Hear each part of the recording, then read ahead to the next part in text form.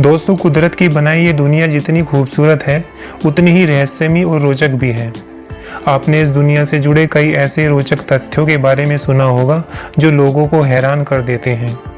इस वीडियो में आज हम आपको ऐसे ही रोचक तथ्यों के बारे में बताने जा रहे हैं जिसे जानने के बाद शायद आप उन पर यकीन करने से पहले कई बार सोचेंगे। वीडियो शुरू करने से पहले मैं आपसे एक रिक्वेस्ट करूंगा, अगर आपने अभी तक इस चैनल को सब्सक्राइब नहीं किया है तो प्लीज़ आज ही सब्सक्राइब करें और नोटिफिकेशन बेल को भी ऑन करें ताकि इसी तरह की रोचक जानकारी आपको मिलती रहे। तो चलिए शुरू करते हैं। नंबर 1, मंगल ग्रह की सतह के जैसी दिखने वाली एक जगह जो कई अनसुलझी पहेलियों से जुड़ी हुई है। ये जगह एक रेगिस्तान है जिसका नाम है नामीब। ये रेगिस्तान दक्षिणी अफ्रीका के उत्तरी हिस्से तक फैला हुआ है और दक्षिणी अंगोला से लेकर नामीबिया तक होते हुए जाता है। इस जगह की सबसे हैरान करने वाली बात यह है कि यहाँ खुद समुद्र रेगिस्तान से मिलने आता है। नामीबिया के लंबे अटलांटिक तट पर होने वाली इस घटना के दौरान ऐसा लगता है जैसे पूर्वी हिस्से में से रेत का कभी न खत्म होने वाला समुद्र फैल गया हो। यूनेस्को वर्ल्ड हेरिटेज साइट में शामिल इस जगह के और भी हैरान कर देने वाले कई रहस्य हैं। नामीब रेगिस्तान को दुनिया का सबसे सूखा रेगिस्तान भी कहा जाता है। यहाँ रेत के बड़े बड़े टीले, ऊबड़ खाबड़ पहाड़, 3 देशों तक फैले बजरी के मैदान और लाखों गोलाकार आकृतियाँ हैं। इन गोलाकार आकृतियों को लेकर तरह तरह के दावे किए जाते हैं। कोई कहता है कि यहाँ रात में परियां आकर नाचती हैं तो कोई कहता है कि यहाँ यूएफओ आते हैं। ऐसा माना जाता है ये रेगिस्तान 5 करोड़ 50 लाख साल पुराने हैं। अगर ऐसा है तो यह दुनिया का सबसे पुराना रेगिस्तान है। नंबर 2, एक गांव जो पानी में तैरता है। आपने कश्मीर की डल झील के बारे में सुना ही होगा जहां पानी में बोट तैरते हुए घर होते हैं, मगर चीन का एक शहर जिसे निगड़े सिटी कहते हैं, इसकी एक बस्ती हमेशा पानी में तैरती रहती है और कुछ सालों से नहीं बल्कि करीब 1300 सालों से पानी में तैर रही है। कई सौ सालों पहले टंका जाति के लोगों ने मौजूदा शासकों के अत्याचारों से दुखी होकर समुद्र के किनारे रहने लगे थे।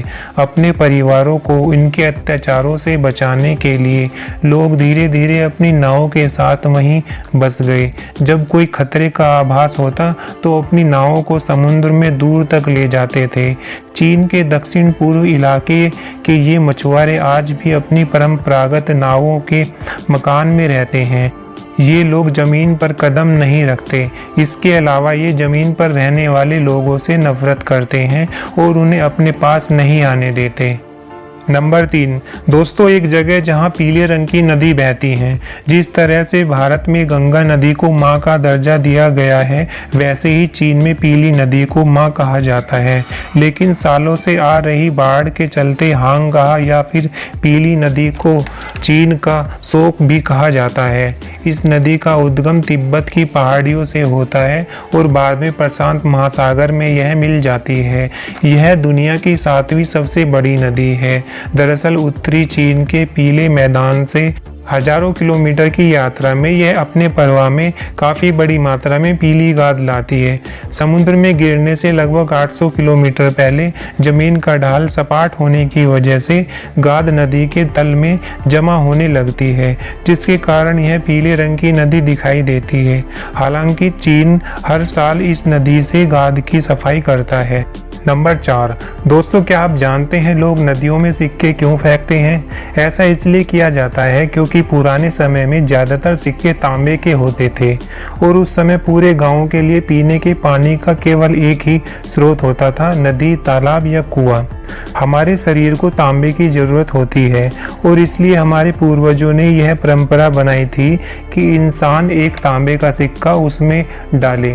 वे सिर्फ इतना चाहते थे कि हमारे शरीर को पर्याप्त मात्रा में तांबा मिले।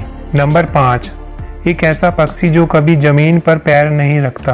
आपको जानकर हैरानी होगी कि भारत के महाराष्ट्र राज्य का राजकीय पक्षी हरियल एक ऐसा पक्षी है जो अपने पैर कभी धरती पर नहीं रखता। इन पक्षियों को ऊंचे ऊंचे पेड़ वाले जंगल पसंद हैं। यह अक्सर अपना घोंसला पीपल और बरगद के पेड़ पर बनाते हैं। अधिकतर हरियल पक्षी झुंड में ही पाए जाते हैं। तो दोस्तों ये थे आज के कुछ रोचक तथ्य। आपको ये कैसे लगे हमें कमेंट करके ज़रूर बताएं। और आप अगर इस चैनल पर नए हैं तो इसे सब्सक्राइब करना न भूलें और साथ ही नोटिफिकेशन बेल को भी ऑन करें ताकि हमारी आने वाली वीडियो की नोटिफिकेशन आपको सबसे पहले मिले। मिलते हैं अगली वीडियो में कुछ और नए फैक्ट के साथ। अभी के लिए इतना ही, धन्यवाद।